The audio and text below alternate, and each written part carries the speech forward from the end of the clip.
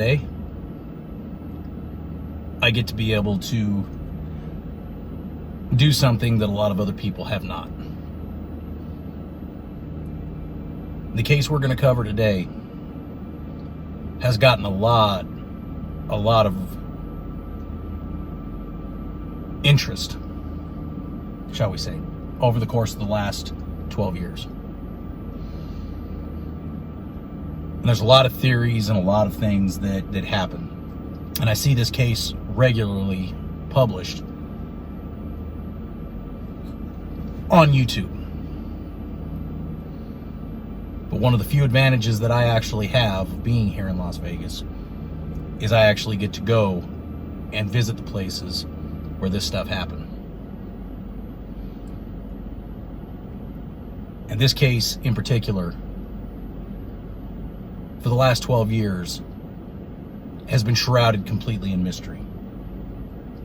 And that's the case of Stephen Thell Koecher, a returned Mormon missionary who left his home in St. George, Utah on December 13th, traveled 150 miles here to Las Vegas, drove to a very upscale, secluded neighborhood in a suburb of Las Vegas named Anthem,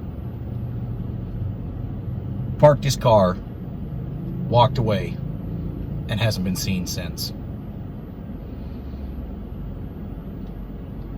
And until recently, a lot of information was kept from the public. But in December of 2020, the police reports and files on Stephen's disappearance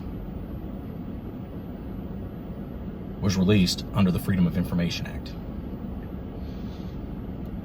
And it took everything that people knew about this case so far and turned it on its head. And one of the greatest things that I have, the advantage that I have of being here in Las Vegas, is I actually get to take you to these locations. Not just on a map, not just looking at it from a forced perspective of Google Maps, but to the actual locations. And that's what I'm going to do today. Come join me. This one's going to make you scratch your head.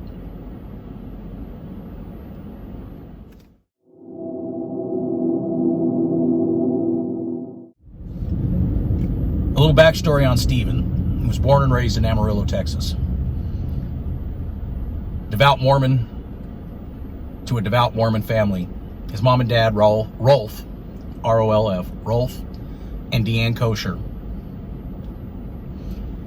relocated the family from Amarillo, Texas to Salt Lake City. I know you're thinking, ooh, Mormon, big surprise, Salt Lake City. Relocated. But during that time, Stephen had become a Boy Scout and rose all the way through the ranks, eventually earning the hard-earned Eagle Scout title. Only about 5% of Scouts will actually ever earn that title. That's a huge thing. Stephen would go on to serve an LDS Mormon mission in Brazil, where he learned to speak Portuguese fluently. And I mention this because this is part of one of the theories that came out later on. He returned, attended BYU, Idaho, but at the time it was Ricks College in Rexburg, Idaho, and then furthered his education by graduating with a degree in communications from University of Utah in Salt Lake.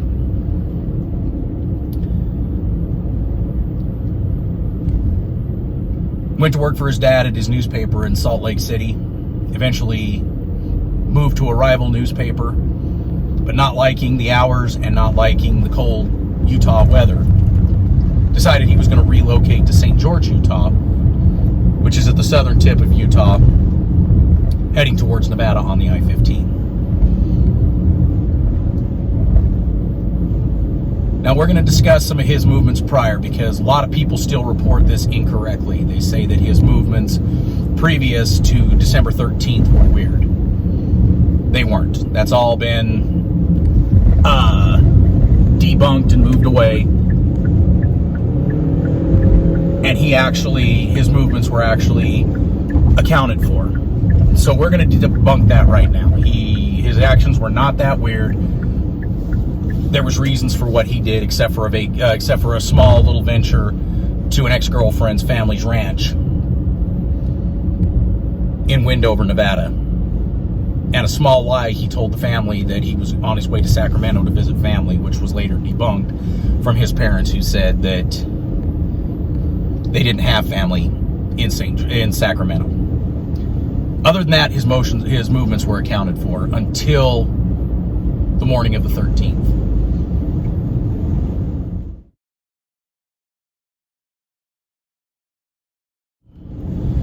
Now, we do know on December 13th, he had left St. George and come to Las Vegas. 2 separate occasions, starting at about 9:30, 9:40 that morning. And then again at 10:30, 10:45, he received 2 phone calls from members of his church requesting that he cover their meetings because they were in Las Vegas and didn't think they'd make it back in time. Stephen had told them both that he was also in Las Vegas and didn't think he was going to be able to make it. Stephen didn't offer the reason why he was in Las Vegas, and they never asked. Both phone calls only lasted between 15 to 20 seconds. At 11:54 a.m. on the 13th, Stephen pulled in to a very upscale neighborhood retirement community in Anthem, a suburb of Henderson, which is a suburb of Las Vegas. Parked his car in a cul-de-sac, walked away from the vehicle, and hasn't been seen for 12 years. And as I said prior, what little bit of information came out caused a lot of theories and a lot of speculation to surround his disappearance. Well, with this new case file, more evidence has come to light. And we're going to go check that out right now.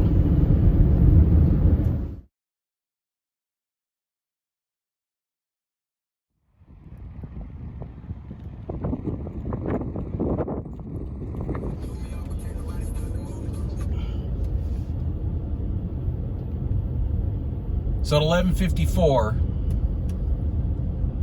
this would have been the scene that Stephen Koecher saw as he drove down this street. This is Savannah Springs, and what you see ahead of you is the area that he would park his car.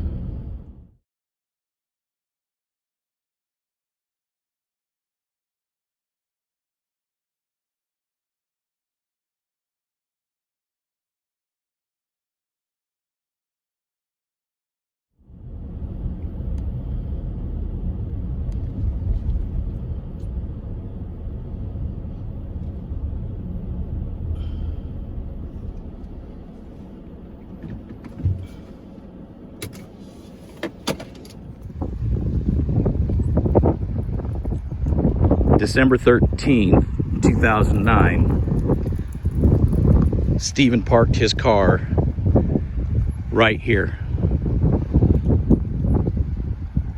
Front nose facing this way here.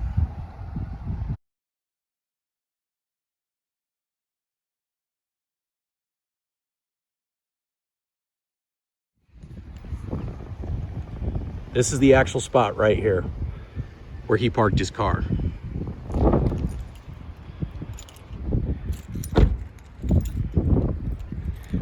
Six minutes later at noon, this house you see right here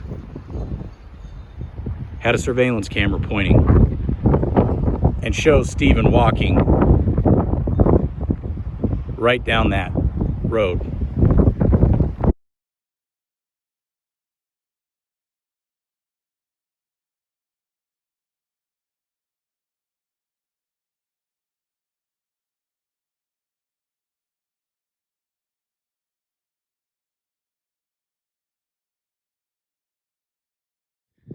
Camera was sitting right off the back of this house here. Stephen walks. same way we're walking right now. I may have to do some voiceover work. It is really windy. Now in the video, there was a bush that used to sit right there. But he comes down this way here. He makes a turn onto this street. Evening lights in Savannah Springs.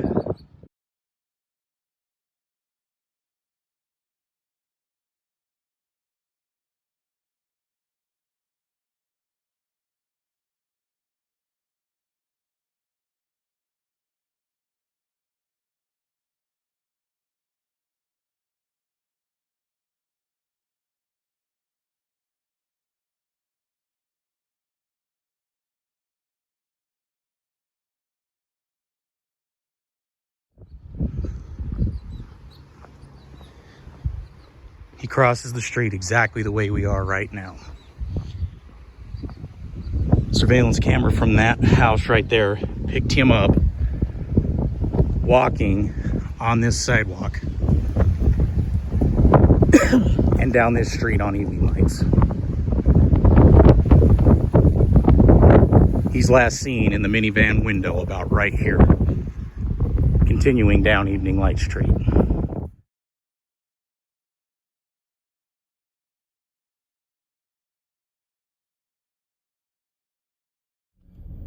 So theory number one was literally just shy of a week prior to Stephen's disappearance. A woman by the name of Susan Cox Powell disappeared from her home in West Valley City, Utah. The woman's husband, Joshua Powell, would contact St. George and Henderson Police Departments about a month later and claimed that his wife and Stephen had met while they both resided in West Valley City, Utah, and ran off together to Brazil. This theory has been heavily debunked by both the police, private investigator, and everyone, but it still remains cognate in the psyche of people who study this case. And if you've never seen that case or heard of that case, do yourself a favor, look it up. Hollywood can't write a story that good. Weirdest thing you'll ever read about. One day, if this channel ever gets big enough, maybe I'll be able to afford to do a video just on that case. That would be a wild one and a great one for me to cover. I'd really enjoy that one.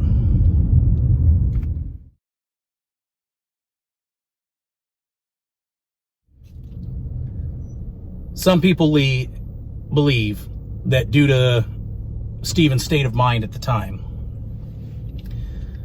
that he possibly committed suicide. Now, the two theories underneath the suicide proclamation would be, one, his lack of fulfillment in his personal life, not having a wife, a job, being unable to pay his bills. And it was no secret that he was down on his luck, that he was behind on his car payment, that he was behind on his rent payment, the whole 9 yards.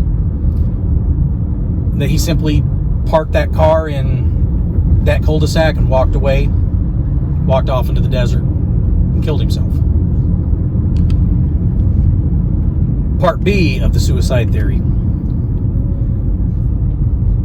is that the outlook from the LDS, Latter-day Saint religion, known as the Mormons, on the homosexuality, sexual orientation thing is well documented, that they consider it a crime against God and against nature. And some people believe that Stephen may have been gay and that he'd been hiding it for years. And under the guise of the possibility that he was going to be shunned not only by the religion that he had served since he was born, as well as possibly shunned by his family for his sexual orientation, that he parked there and walked off to commit suicide.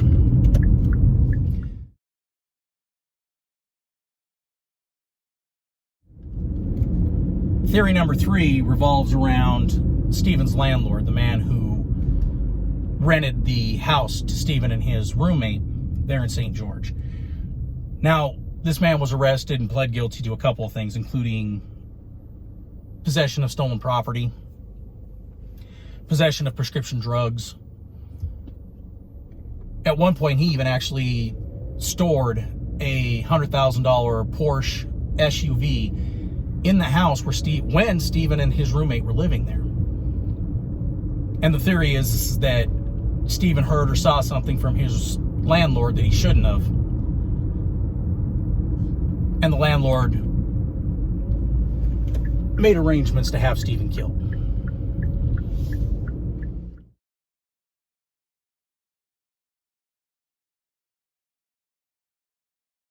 Now, a few weeks after Stephen's disappearance, when the police finally took the case, they began interviewing neighbors in the surrounding area of Evening Lights and Savannah Springs Road. Several of the neighbors stated they did not recognize Stephen. However, they did state that there were strange going-ons at a house located at 2260 Evening Light Street. Police established the owner as Saverio DiMaggio and attempted to make contact with he and his wife on numerous occasions. A week or so later, that communication was established. Mr. DiMaggio and Mrs. DiMaggio both denied knowing or ever seeing Thell Koecher. However, they did recommend that they speak with their son, Mark DiMaggio, who had been staying in the back house. Henderson police attempted multiple times to contact Mark, but were unable to do so. During this time, according to the case file, they made contact with somebody who identified herself as Angie DiMaggio. While the case file does not state her relation to the DiMaggios, judging by her last name, it has to be fairly close. Angie DiMaggio would go on to provide police with a location stating they might want to look for Stephen's remains in that area. The police searched the area Angie described, but found nothing. Finally, after 2 months of searching, they were able to locate Mark and set up an interview. According to the police report, upon interviewing Mark DiMaggio, he appeared to be elusive and non-cooperative when speaking about Thell Koecher. He also appeared nervous, and the only time he seemed to relax was when he was talking about what he did at work. As soon as the police attempted to speak with him about Stephen, he would become elusive and would not speak about it.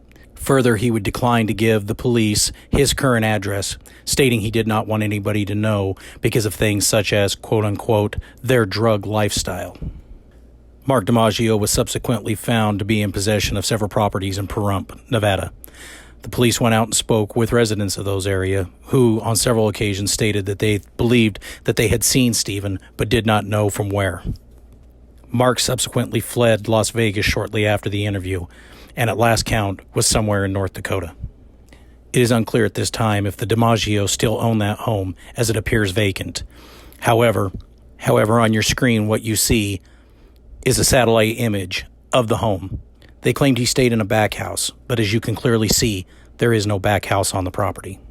The private investigator that worked with the Koechers on trying to find Stephen stated his belief was he never made it out of the cul-de-sac. It appears the police and that private investigator all agree that this home in front of you is most likely where Stephen drew his last breath. The reason for it still remains a mystery.